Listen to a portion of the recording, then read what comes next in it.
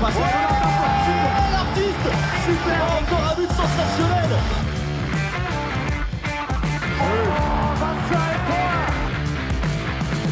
That's a brilliant bit of follow-up play by Mahe. Oh my goodness me, what a shot. Sagosen setter det hen! Han setter den! De i semifinale igjen! Hello again. This is the Uninformed Handball Hour. This is Brian Campion speaking to you. And I'm joined by Chris O'Reilly and Alex Kulesh. And today we're going to talk about everything that's coming out of Spain at the IHF World Championship 2021. And of course we have a reporter on the ground, Chris O'Reilly, who's been waking his way around Spain, making everybody jealous with his Instagram posts. So I don't want to give you too many compliments today, Chris, because I thought when I saw your post, I was like, okay, he's going to get one compliment and then I'm going to grill him for the rest of it, because you seem to be having a great time over there enjoying the sun. Yes. And the mild weather. Can't wait for the one compliment. Excellent. That's it's coming up later. And if that intro hasn't given it away, we've gone from recording early in the morning to recording at 11:30 at night. We'll see which one works out better over the next half an hour or so. But yeah. Because you never would have given me the introduction at 8 o'clock in the morning. I don't know. We've tried that before. So, holy shit. I just wrote it in a piece there. Enthralling matches or exciting matches at Spain 2021 are like waiting for buses. You wait and wait and wait, and then they all come at once. And that's happened in the last couple of days. The oldest sports metaphor in the book. I had to use it once in this championship. Well, we all kind of knew that this was the day that the tournament started, right? Like looking at the teams that qualified, I think we predicted all of them, right? I suppose Sweden or Netherlands was the only discussion, and that's where the biggest game of the tournament came from, that group. And it's really kind of heartbreaking that like the three most entertaining matches came from the same three teams, and one of them had to go home after this. Like Netherlands, the best 9th place finisher of all time, I think it's fair to say. Let's talk about that game, because I think we were all watching it. The Netherlands and Norway. For a while there, it looked like Netherlands were going to run away with it. 11-5 in the first quarter. Yeah, they were on their metaphorical bikes without any cliches about any more Dutch people. It looked really, really good. And then I was thinking, God, this is a little bit too good to be true. And this always seems to happen when you have a Dutch Norwegian game. The Dutch always seem like, the Dutch are going to finally, they're going to run away with this. Not finally, they've beaten them before at this stage, but it did remind me of earlier matches from that rivalry where you think, the Dutch are going to do it now. We got a good built up a good head of steam, and then, silly Solberg pops up and starts throwing a spanner in the works, and she really, I think, turned the tide once they had that 11-5 lead, and she was kind of the catalyst in it kind of turning around. That's what it felt like to me anyway. I think there was one other catalyst there, and that is potentially the best player in the world who for some reason still can't get a starting place in the Norwegian team. Henny Rystad came in and just dominated.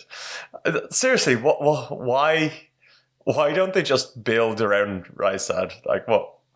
She is the best player in the world. She's proved it. And for some reason, she still sat on the bench for the first 15 minutes. I don't know if she's done something naughty in the team or she's just being punished. Because, what do you have to do? Be the MVP of the Final Four and single-handedly win the Champions League? And then single-handedly save your team from elimination? Yeah, she is the best 8th player in the world. I think the reason could be that she might just be really annoying, because she does sing, I've heard a lot, and annoy a lot of people. No, but seriously.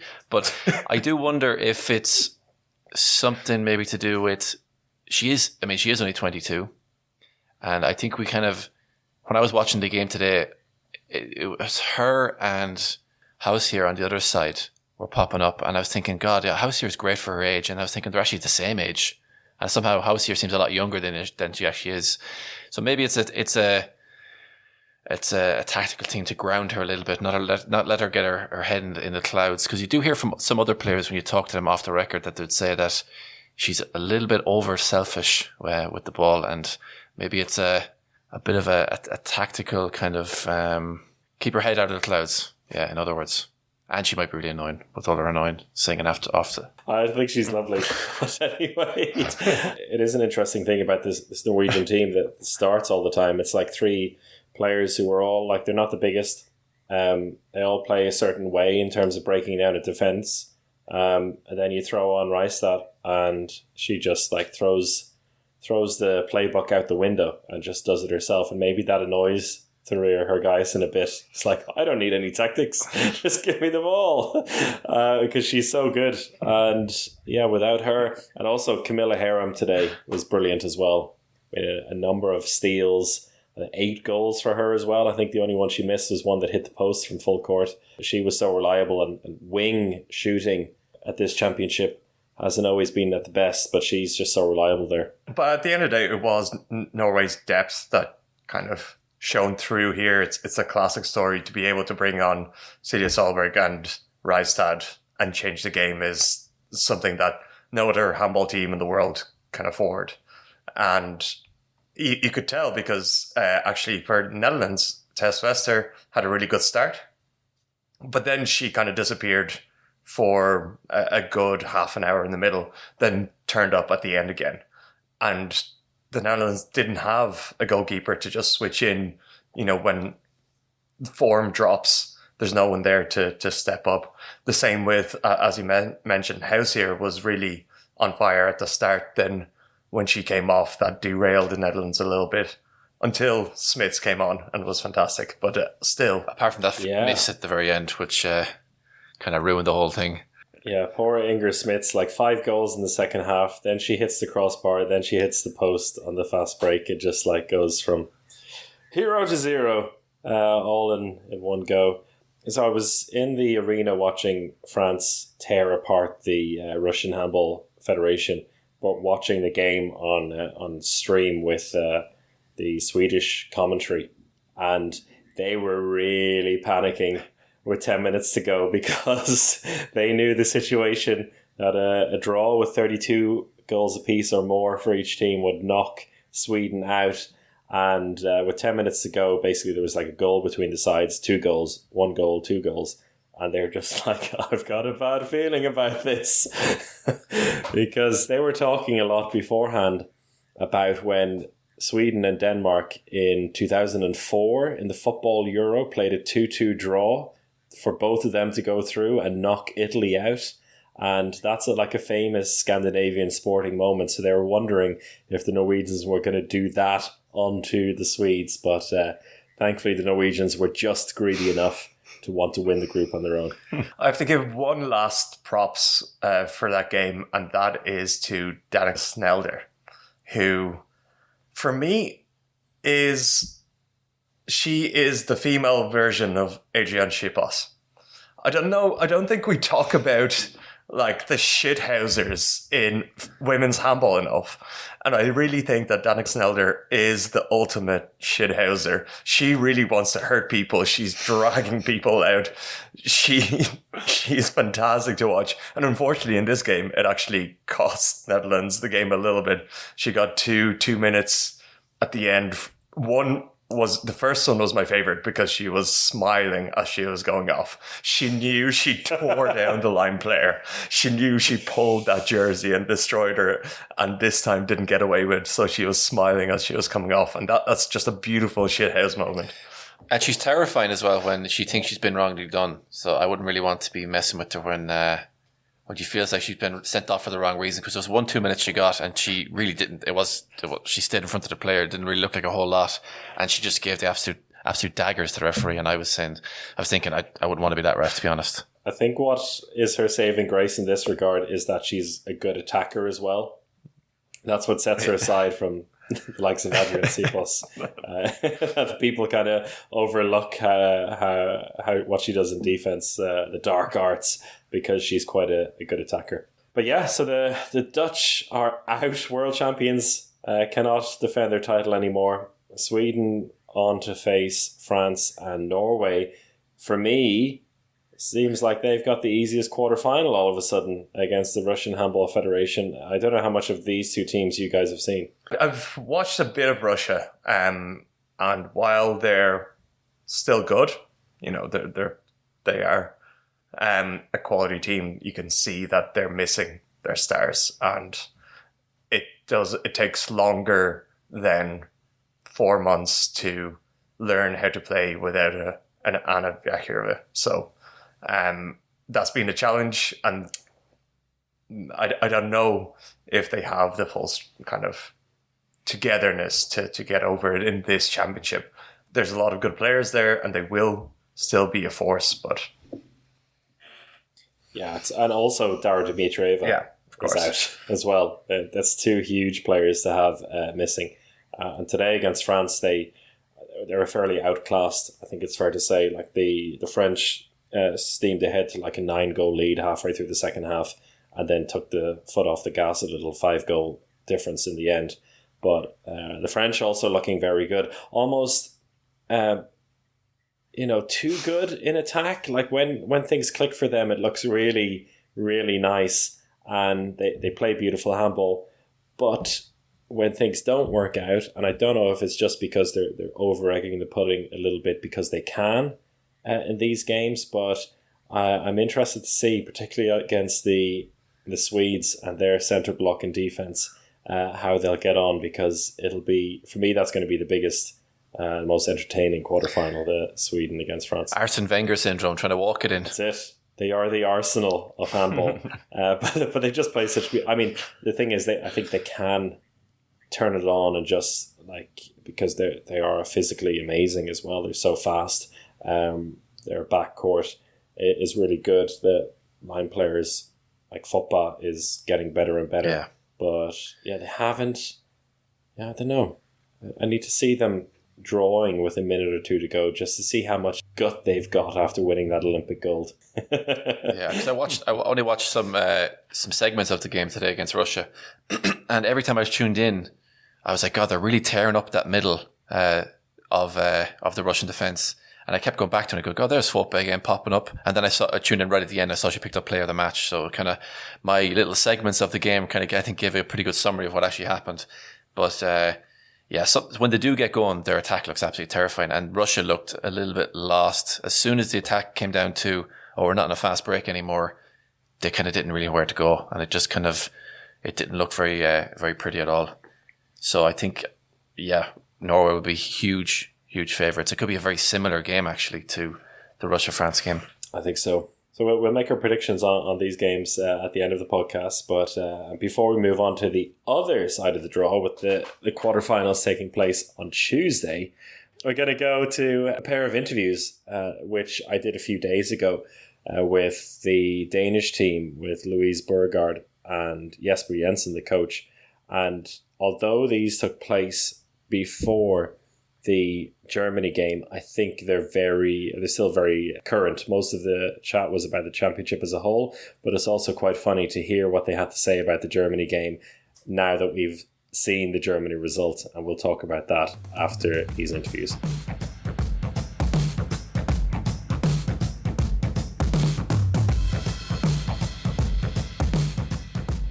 Were you playing that game over there with TV2, was it, where you were remembering the scores? No, I should actually just write it, so it was not really a game, but... Okay. But I think it's a nice signature of just how, on paper at least, how well this championship has gone so far for the team. It's been a series of dominant victories, but from your perspective on the playing side, how would you sum up the first week at the championship?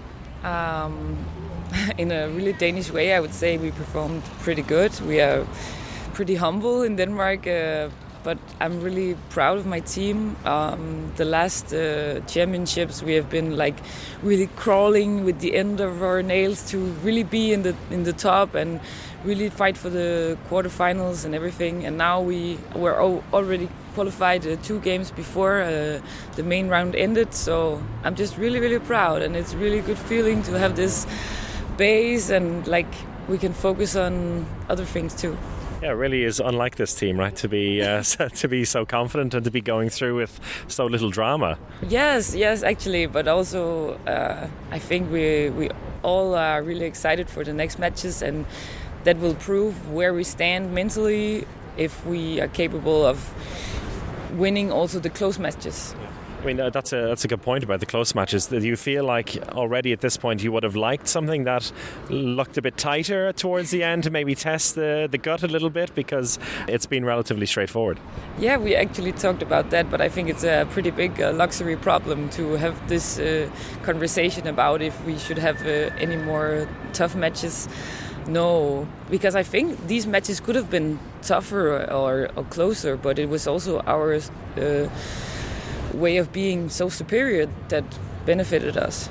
And in the first few minutes of both of the last couple of games was a bit dodgy, particularly in the last game where I think we had the 4-0 lead right at the start. Yeah. But is that maybe also buying into the fact that you've had it so easy, well, relatively easy so far, that it takes a bit of time to settle in?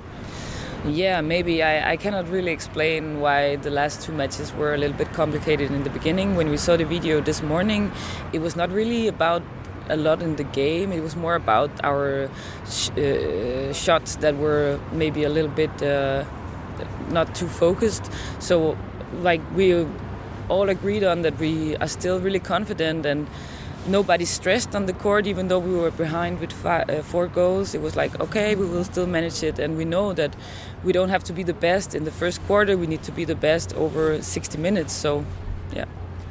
Before the end of the last game, the game before last, Althea was saying about the concept and how everyone is buying into that. Can you give a little bit of insight, without giving too much away, of course, about what exactly the concept for Denmark is? And I guess it feels like the base is very much in defense. Yeah, the defense is really important. We have our 2 line players, and Line Hausted, who is like the big stars of our defense, who is giving us other orders and everything. Then we have 2 world-class goalkeepers, really important for us too. But I think our biggest strength is that we are maybe not the best start 7 in the World Championship, but we are the best 16 players overall. So the more we can get all 16 in play, the more we think we can win. And that's also why we don't want to win the first 15 minutes. Like, we want the other people, the other teams to change, or either play with the same, so we can keep running and keep pushing. And that is our biggest strength, I think. That's really interesting. And about the team as a whole, it feels like the confidence in the players, and I guess the self-expression is a lot better than it was in the last few years. And I remember talking to Jesper when he took over the job. We said that feels like the biggest task, to let the players feel like they can express themselves and not be tied too much in the mode of having to win a game, which of course is the most important thing. But it feels like you are enjoying it a lot more. Yeah, really. I really feel really confident and happy to be in this team, and I think we owe it a lot to the staff, who really established a really good atmosphere and really tried to point out the fact that we need to really embrace our differences. And maybe sometimes before in the national team, I feel like I should be put in a box and try to be like somebody else, or we needed to be in the concept instead of, like, I think Jesper is really trying to, okay, when Louise is on the court, we have to play with my strengths, and when Mette is on the court, we need to play with her strengths. So we need to put ourselves in the good situations, and I think that has made a really, really big difference for us. Yeah, and it shows as well. And now coming up with Germany next, both teams, I guess, without a huge deal of pressure. You're both through to the quarterfinals already, but still really important to try and get first place in the group. Have you been able to see much of what they've done so far in the championship? Have you done any video on them yet? Yeah, I've watched their match against Czech Republic and also against Hungary, but then my focus was on the other 2 teams. So I'm looking forward to see what they are coming with. But I have a big impression that they are really, really strong and performed really, really nice. And they're also really physical, and they also want to run a lot. So I think it will not be a plus 10 score, even though I hope so still. Yeah. And overall, coming into this championship, was there something in particular that the team was looking to achieve? I mean, they came so close to a medal last year at home under very odd circumstances. I guess as a group with Jesper in charge, this probably feels like the first proper championship with a real run up to it as well. What exactly are you looking to get out of it? Yeah, we had a really big focus on our mental strength, and I think we worked a lot on that. And I hope that now when we will play the more tougher games, that we will show that we have gained some self-confidence and also a belief in us as a team and as individuals. And finally, Joachim, who's behind the camera here, told me about an exchange the two of you have had where he's taken a bunch of photos of you and never caught you with your eyes open. So what is it there? Are your eyes actually open, or is it a case of, if I don't know where I'm shooting, nobody does? I think my style of playing is a little bit I don't know if it's the word in English, like kamikaze pilot.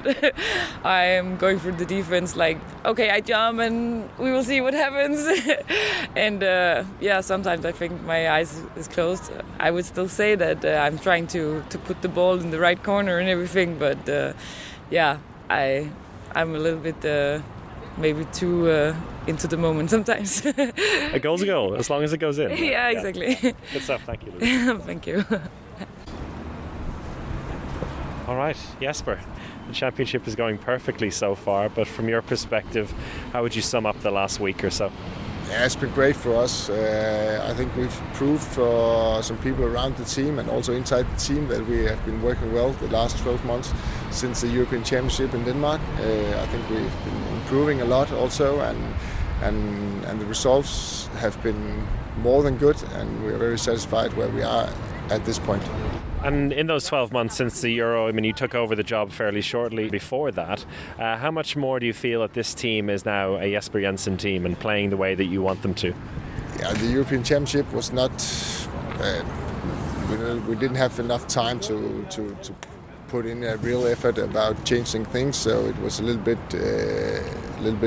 too much structure when we played the European Championship. But the last 12 months, I think the players have been working extraordinarily good, because every training, every time we've been together, we've just been working our ass off just to find small improvements, and we've been developing the game a lot, both in defense, especially in the fast break, and also in the attack. So the way we can play, the way we can handle a game, there are much more opportunities now, and therefore also much more fun to me to be a coach, because I have so much more possibilities inside the game.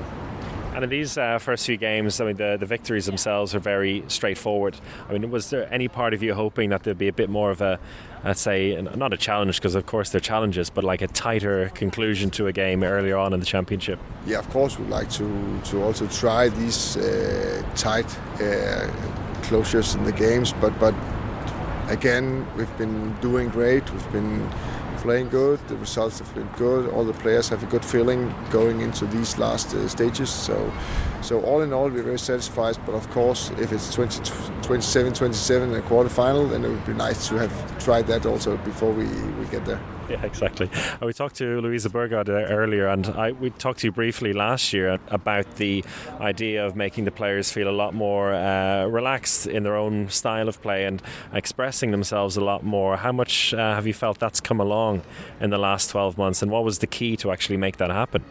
Yeah, the key is to make the players know exactly what their A skills are, and I think they've been doing very good. I think they are getting more comfortable about themselves, what is their A game, what is their B game, and trying to keep within that, and then also for the co-players to give the chance, for example, for Louise to do what she does best. We have two right backs. We have Mette Tranborg, is a great shooter, and we have Louise is a great assist player with the line play, and also to do the crossing for the others. And we cannot use Mette to do Louise's job, and we cannot use Louise to do Mette's job. So all the players have to know about the other girls' skills, but also for themselves to know themselves better. So I think that's maybe the main thing about the Danish team right now is that we're very very comfortable about what kind of skills the players have.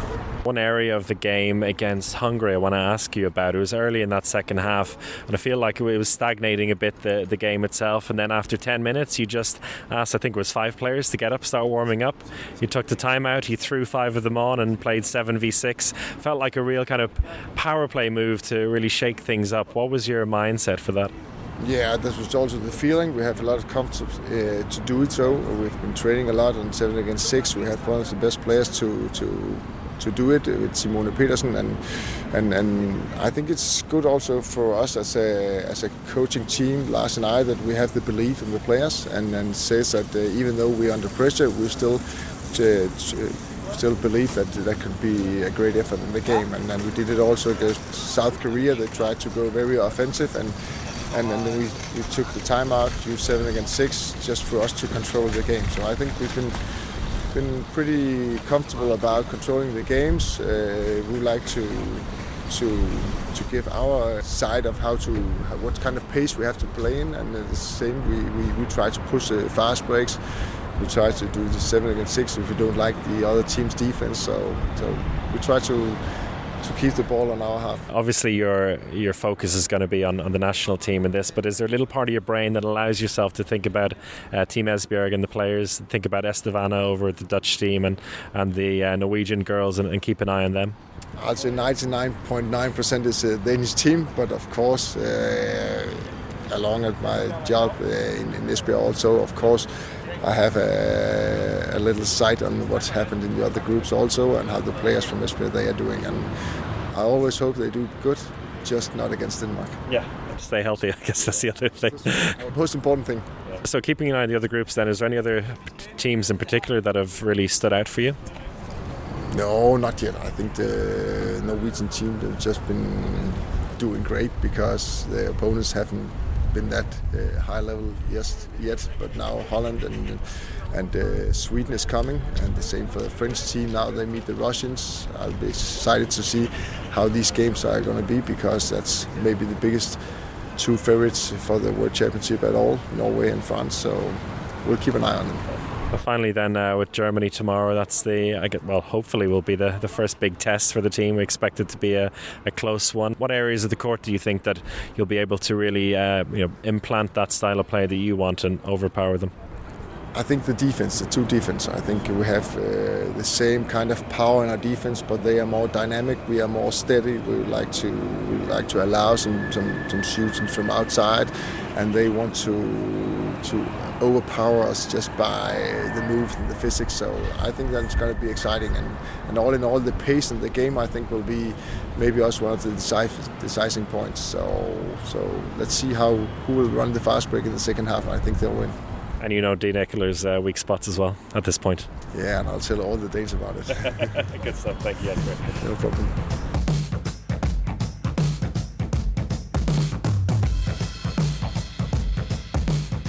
You can listen to the full interviews and see it in video mode on strikespiller.com. That was a bit of a highlights from the 2 of them. How about that Denmark-Germany game, huh? Well, jeez, what could you call it, a game? It was just one of those. I feel like you get one of those almost, or sometimes more than one every championship, but at least one anywhere where you just they just really weren't at the races at all. Germany just looked like they couldn't do anything right, and made Reinhardt in goal look like the best keeper to ever play handball. Because it was like, did you ever play NBA Jam when you were growing up on the SNES? And he's on fire. It felt a little bit like that. It was like a computer game where just you couldn't do anything against her, and then you tough sitting on the bench doing nothing. Do you know, your captain? It was just like you felt like they had so much more in the tank still that they didn't even really need to use in the end. They did touch on it in the interview there. They were saying we might not have the best starting 7, but we do think we have the best 16, which is an interesting concept going into these quarterfinals, because we saw today in some other games in Netherlands-Norway where there was a lot of ebbs and flows between the quality of the performance, and you're thinking, I think when the Dutch brought on certain players that didn't really have the quality there at certain points. And if that's true, what they're thinking with this Danish team, is going to be very, very interesting when they come up against, because I do think they're going to beat Brazil handily enough, I'd imagine. And then we get to semi-finals, whether their big squad is going to come up trumps. What are you laughing at, Chris? I'm laughing at I saw Alex's face. I don't know. Brazil are they've been good, and I think what you're saying about Denmark is it's interesting because they're fully built on their defense. I think they have the best defense and the best center block and the best goalkeepers in the tournament, and that has worked incredibly well. And especially Haugstad has been insane. She's averaging 3 blocks a game and a steal as well. She's really dominating. So that works. Their attack just at times just doesn't work. It just flops. And it comes down to what you said. They don't have that player to take over. They don't have a player that they look for in the crucial moments to kind of bail them out. Annemette Hansen and Jørgensen can do it at times, but both of them are very inconsistent in tournaments like these, and they really rely on just kind of the set movements. It's kind of a really difficult one to analyze because there has been a really big gap between their quality of defense and their quality of attack, and the defense has saved them so far, and they're very good on the fast breaks, but a dynamic attack like Brazil's, this like really fast one-on-one play, Brunit Paula taking a one-on-one, that's something that is probably a little bit out of the comfort zone for this Danish defense and could shake them up. So I see a much closer game than maybe you do. It's interesting about what you said about the attack there flopping, because one of the most standout statistics at halftime in that game, first of all, I was couldn't believe, it's like, why are Germany still in this match? Because it was only a 5-goal difference at halftime. And I looked at the turnovers, and Denmark actually had more turnovers in that first half than Germany did. And they had 7. And then in the second half, they completely blew them away. In the kind of counter to what you said about Brazil is the squad. I think the squad factor is going to play a big part in the game if Denmark and Jesper Jensen forces the style of play that they want to play. If they can play it at the pace they want to play and basically make Brazil run, make them fight, and then make them rotate the bench, I think that's going to be Denmark's biggest strength. And it probably will be close enough, but I think Denmark will come away with it. And I think they want a close game at this stage. There's only one match where they've conceded more than 20 goals. And that was against the Koreans. It's phenomenal defense. It's really hard to know exactly how they'll stack up against a close challenge because they haven't had one yet. But it's bound to happen in the next couple of days. They can't keep winning by double digits for the whole championship, right? but do you believe in this Denmark team? Do you believe to an extent that they're ready to win a championship? Yeah, I think so. I think the attack, although it doesn't work perfectly all the time, I think they definitely have enough options there. Every single player in the squad can attack in one way or another. I think Mia Højlund is growing all the time. In that Germany game, she looked really, really good as the playmaker. And Annemette Hansen will never do anything flashy, but in a tight game can produce something. There's a couple of really good right backs there as well. The wings look pretty good. Katrina Heindale on the line, she's really solid. So I think they have enough in attack to get it done, but it'll be one on defense. I'm not sure. The reservations you had about France, I probably have the same reservations about Denmark, and I think I agree with Alex as well. I think when you come up against another team who also have a very deep squad, I don't know, I could see them struggling against the likes of France and Norway, for example. Bronze medal written all over them, I think. Okay. I think we get to our predictions a bit later, but I don't know. They just when you do. Even in certain parts of the Germany game, when they were dominating so much, they did look a bit awkward also in attack at times. And I was thinking, this doesn't look like a gold medal winning team. There's a clip you can cut out now if I get this wrong, and you can posted all over social media. But just didn't seem like a championship winning side in attack. That's the biggest takeaway. I would have my reservations about them coming against someone like France, who also have a very good defense and attack. So we'll have to see. How about Spain against Germany? Somebody is going to be in floods of tears.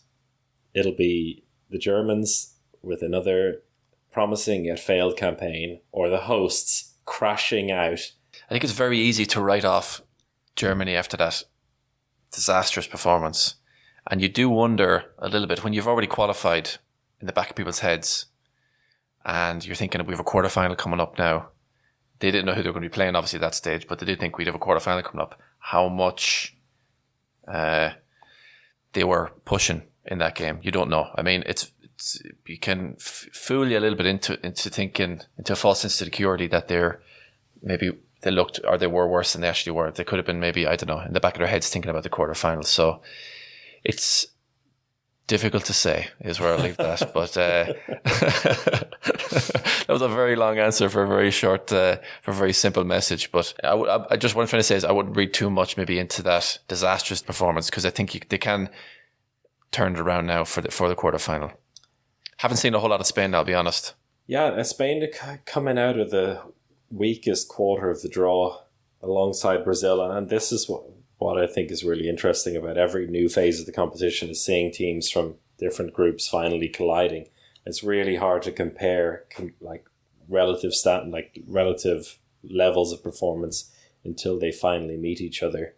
How do you think it'll go, Alex? I kind of agree with the general sentiment that it's really hard to judge, and I will again blame it on the format of the competition because it feels like we've only, Germany looked fantastic. They were really flying. I was really impressed with them.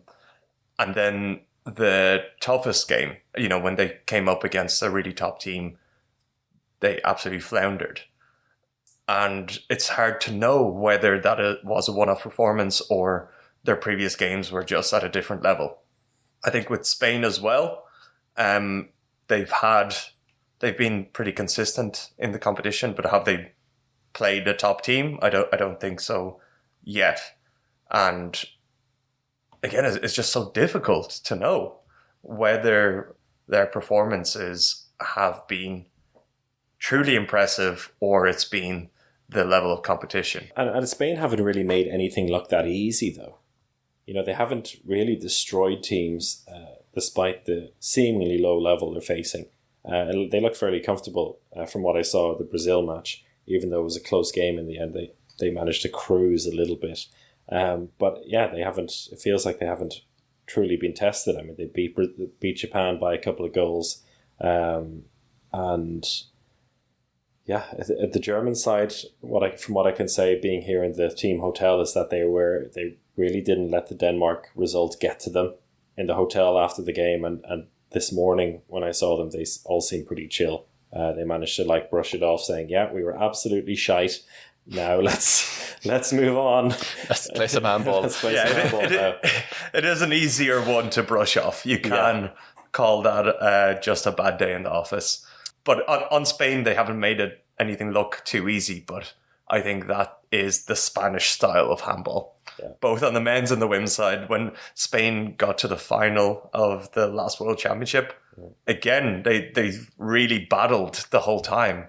But those battles were helpful in the end when they came into the latter rounds and, had real battles. They were ready for it. And maybe that's something we'll see with Spain again.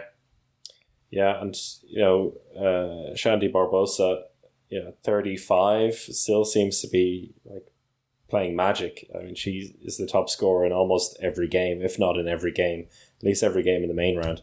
And she was the key for them 2 years ago. And, they're just it is the last hurrah, it feels like, for a lot of these players. I mean, I think some of them are going to stay around, but a home championship, they're not going to go down easy tomorrow night in Granollers, that's for sure. I think it's going to be more of a test of Germany's will as well. Also, the Germans talking a lot about referees already, which worries me. They're talking about referee involvement, and I think once you get down that road, you're not looking so smart. What's the word about ticket sales for that game? Are we expecting a sold out? I was told that there were some advertisements for like clubs to get like discounts for the quarterfinal day. Already today it looked like a bit more lively. I have a feeling it'll be, they can have up to 80% capacity, which is 4,000. I think they'll be fairly close to that. But yeah, it's hard to know. I mean, they've been playing in a different part of the country for the whole time. They've rocked up to Granollers. Overall, it seems like it's all building up pretty well, like crowd-wise, and I've been positively surprised in that area. So any players that have stood out to you, Chris, that have really impressed so far? Who'd be your MVP of the tournament so far? If you had to pick one. Althea Reinhardt. Getting over 50% in every game, or 60% that time. We want Alex, what's that? I was just going to say, going back to what Brian mentioned, that she's like a video game. But what came to mind was, when in video games you can make a player like 10 foot tall, and then they're just walking around and blocking everything and just dominating. That's what Althea Reinhardt playing feels like, because her limbs seem like they're twice as long as a normal person, and she's just making herself so big in that goal. She has all her stats maxed out. Those cheats where you'd be like, she'd be 100 and everything. Yeah, it's bonkers. Lena House, that you mentioned already, I think she's been really good. Also, because she's like a devastating counter-attack player. She's really difficult to stop as well. She's great one-on-one. And just kind of has created this new role where it's kind of like what Lasse Andersen wants to be. This main defender who then can get the job done on the counter-attack. On the Korean side, Lee Mi-gyung, I think, has been brilliant playmaker. She's 30 now already. She's been around for a while, but I think she would do very well in Europe if she decided she wanted to and was given the chance. And Alina Greisels, I think, even in the game where they were hammered by Denmark, she was a standout player there. And Yamina Roberts from Sweden, who just seems to be getting better and better. It's really impressive what she's doing, and I think that she's not going to go down without a fight against the French. It's such a nice duo with Yamina Roberts on one side and Hagman on the other wing. When she's not playing centre back, because she's kind of can do everything seemingly. Yeah. But there was one goal against Romania where the ball looked like it was completely just going to go out over the sideline, and she hops in, picks it up obviously from no angle, and then you have Hagman on the other side who comes in off just around that first defender, just knew exactly what she was going to do, like they were kind of reading each other's minds, and then it was just the most beautiful goal. It looked like a chance from absolutely nothing. It would have been gone for anyone else, and she just had the composure just to wait for Hagman to come around the defender. It was just beautiful. And Hagman has to be going for top goals scored in a championship. I don't know who has those stats, but her 19 goals in the group stage probably helped her, but she's got 62 goals so far, and I don't think she's stopping anytime soon. She's done that twice, 19 goals twice already in the championship. And on the all-time top scorers in a single game for Sweden, men and women, she now holds all top 5 positions.